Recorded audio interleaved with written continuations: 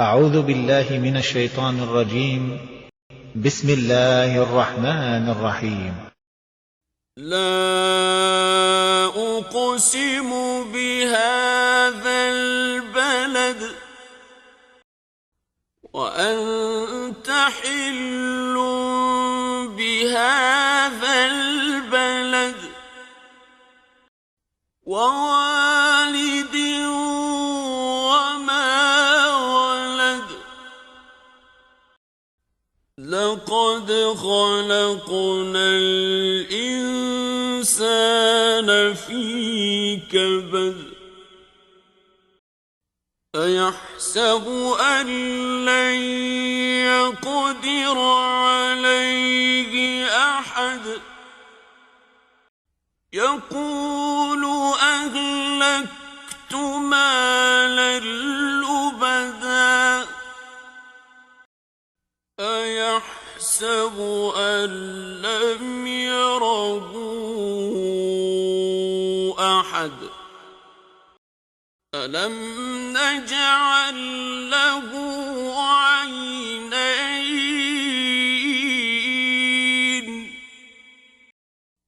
ولسانا وشفتين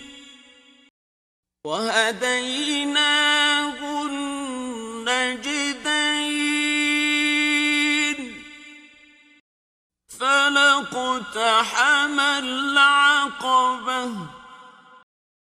وما أدراك ما العقبة فك رقبة أو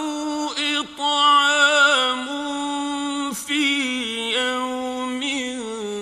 ذي مسغبة يتيما ذا مقربة أو مسكينا ذا متربة ثم كان من الذين آمنوا وتواصوا بالصبر وتواصوا بالمرحمة أولئك أصحاب الميمنة